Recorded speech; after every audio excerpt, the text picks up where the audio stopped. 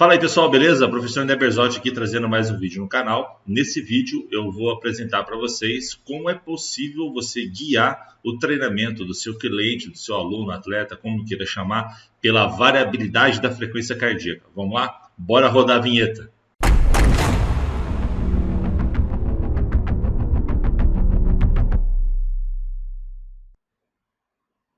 Bom, pessoal, então vamos lá, vamos ao que interessa. Vamos falar sobre como nós podemos, guiar o treinamento pela variabilidade da frequência cardíaca.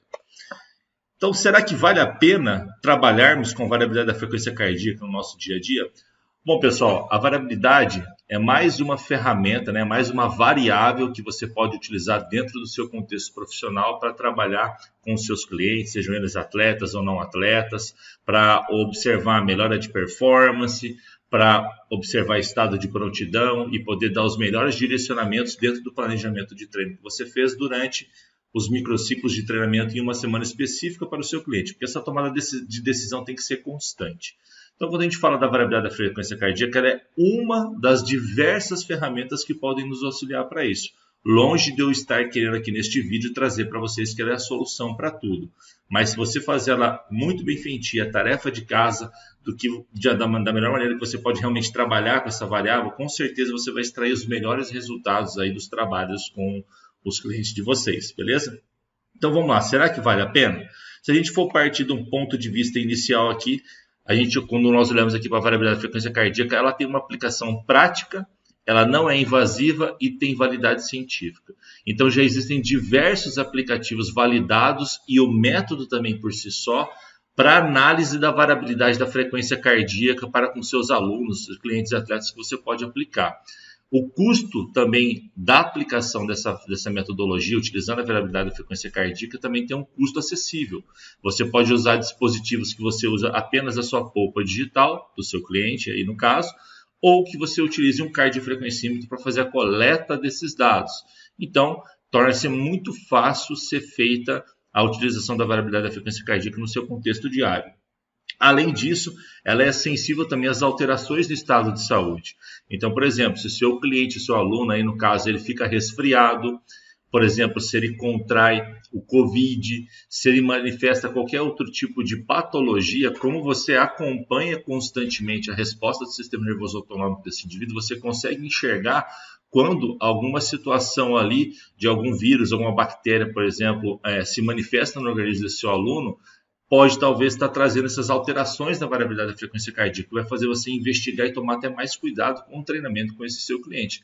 Além do que, se você conseguir diagnosticar algumas coisas antes, você pode, dependendo até do quadro aí, da situação que for, até salvar a vida aí desse teu cliente. Por exemplo, se ele tem algum tipo de patologia cardiovascular que ninguém identificou e você começa a observar esse comportamento da variabilidade da frequência cardíaca e percebe que ele tem um predomínio muito simpático, considerável, que talvez não reflita aquele estado funcional que ele tem, em relação à aptidão física dele de uma forma geral. De repente ele já treina muito bem, ele tem um nível de endurance muito bom, só que aí o que acontece é a variabilidade de repente não responde tão bem a isso. Aí você tem que investigar. Então, quando você monitora ela constantemente, é possível você fazer isso. Um outro ponto importante a ser considerado é a função autonômica pós-exercício.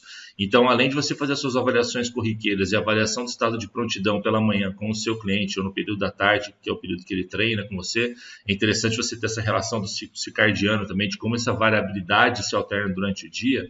Mas o que é importante nessa função autonômica pós-exercício? Olha só que legal isso, pessoal. Você pode pegar o teu aluno numa situação inicial que ele está trabalhando com você, e se você faz um treino de baixa intensidade ou de alta intensidade com ele, seja um contínuo, seja algum HIIT que você faça com ele, você pode avaliar ele depois, 10 minutos depois dessa sessão de treino, e olhar a condição do estresse cardiovascular que você proporcionou pela sua metodologia de treinamento no organismo desse indivíduo. E entender como ele está nesse momento de situação lá. E daqui a um dado período, quando você faz uma nova avaliação com ele, como você vai estar programando o treino dele bem ajustado, bem certinho para ele atingir os objetivos e melhorar a aptidão dele de uma forma geral, quando você fizer novamente esse teste nessas duas condições, é bem provável que você veja melhoras na condição cardiovascular dele de uma forma geral. O que eu quero dizer aqui para você? Que após uma sessão, por exemplo, de HIIT, o estresse simpático é muito grande. E a retomada vagal, a resposta do retorno da variabilidade da frequência cardíaca aos padrões iniciais da sessão de treinamento, assim como a frequência cardíaca, a pressão arterial, demoram um pouco mais para responder em indivíduos não treinados. E quando você vê essa situação e mostra o momento A e o momento B depois para o seu cliente, ele já está vendo a eficiência do seu trabalho, não só em números, mas em resultados que ele sente ali mais palpável, não só pela percepção dele, mas pelos números, e para você estar mostrando ponto A e ponto B para ele, tá?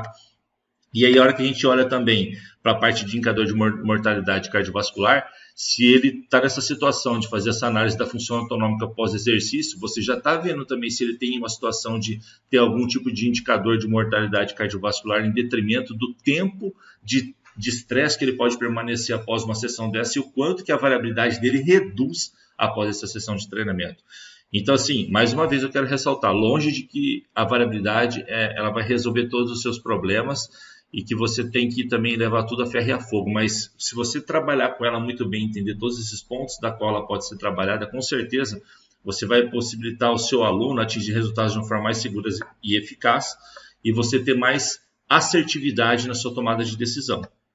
Um outro ponto que a gente tem que colocar é que facilita realizar os ajustes nas cargas de treinamento, entendendo qual que é o melhor momento desse nosso cliente descansar, incrementar a carga, manter o que está sendo feito ou até mesmo reduzir um pouco do que foi planejado para aquela semana em específico, para aquele dia em relação à carga de treinamento desse seu aluno. E um outro ponto interessante para a gente ressaltar é que você não precisa de estar lá 100% presencialmente. Quando você trabalha com a parte da variabilidade da frequência cardíaca, você pode fazer esse monitoramento 100% online. Então você colhe os dados, você cria suas planilhas, você pode usar sua dashboard, você pode usar o aplicativo de forma remota com esse teu cliente, né, que coleta os dados de variabilidade da frequência cardíaca para que te auxilie na tomada de decisão. Então, pessoal, aqui está o artigo que eu falei para vocês, que é do Kiviniemi, que é um cientista do esporte finlandês. Para quem não sabe, nem tem muito afinidade com a temática, a Finlândia é o principal país que publica em peso e em alto nível publicações científicas com a variabilidade da frequência cardíaca. Então, se você quer se aprofundar no assunto, Kiviniemi é um dos cientistas do esporte que você pode estar estudando, se aprofundando, como qualquer outro artigo que vem da Finlândia em relação a essa temática da variabilidade da frequência cardíaca. Então, aqui, nessa aplicação prática do treino diário, o que o Kiviniemi trouxe, né? Nesse artigo dele, que ele trabalhou com treinamento de endurance guiado individualmente pela resposta da variabilidade da frequência cardíaca diária, né? Pelas mensurações da variabilidade da frequência cardíaca diária. Então, ele colocou nessa esquematização aqui o seguinte, que quando o indivíduo faz um treino no início do programa de treinamento, que você está começando a trabalhar com esse teu aluno, que ele faz um treinamento, por exemplo, de baixa intensidade, a outra sessão de treinamento deve ser uma sessão de alta intensidade. Depois desse momento, desse segundo momento de sessão de alta intensidade, o que você vai observar? Você vai ver como que a variabilidade da frequência cardíaca está respondendo.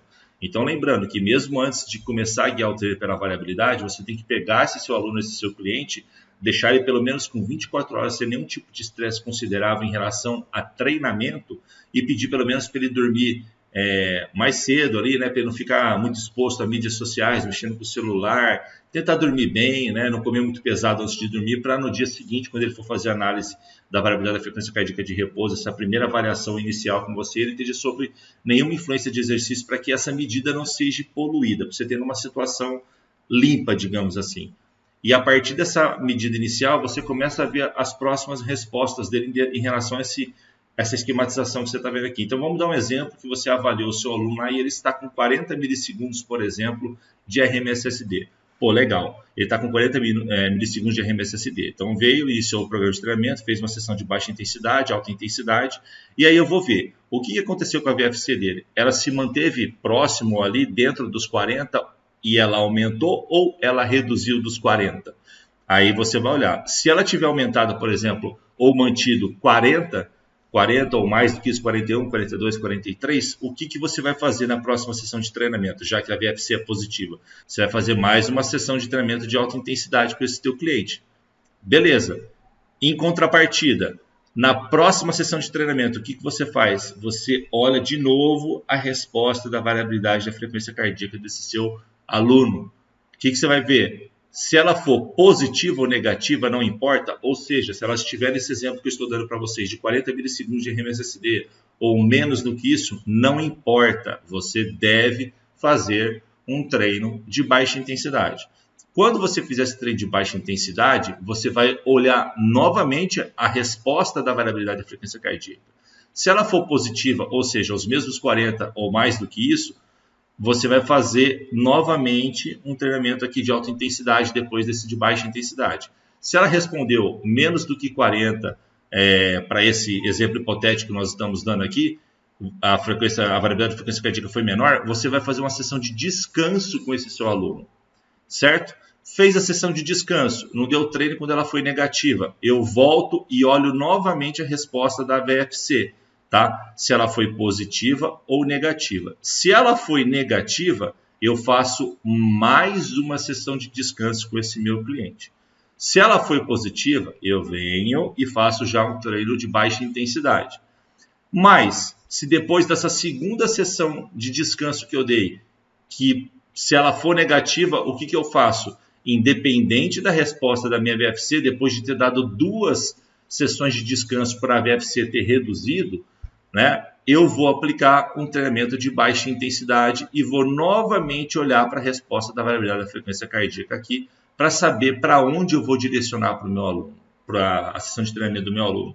Então, vocês veem como é que é fácil guiar o treinamento pela variabilidade da frequência cardíaca. É claro que eu não posso pegar só ela para nortear o treinamento, eu tenho que ter ela, mais algumas outras ferramentas psicométricas, como, por exemplo, uma percepção subjetiva de repouso, uma PC da sessão do treino anterior, para codificar a carga de treino. Eu preciso entender na escala de bem-estar como que esse meu aluno também se encontra, para eu realmente conseguir tomar a melhor decisão em detrimento dessa sessão de treinamento. E eu também tenho que entender quais fatores podem poluir essa medida naquele momento que o meu aluno está fazendo essa avaliação, que às vezes, na maior parte das vezes eu não estarei presente junto com ele, você não estará presente junto com ele, para que você faça as perguntas corretas para saber se não tem nenhuma intervenção externa dentro dessa medida que te impeça de fazer a melhor tomada de decisão para guiar o treinamento pela variabilidade da frequência cardíaca, beleza? Então é isso aí, moçada. Se você gostou desse conteúdo, aproveita, compartilha, deixa seu like, deixa seus comentários, manda suas perguntas. Aproveita aí, ajuda o canal. Tem um selinho aí embaixo que você pode clicar, doar R$2, R$5, R$10, R$20, R$50. Fica à vontade, o que você quiser contribuir é muito bem-vindo. Um grande abraço e até o próximo vídeo. Valeu!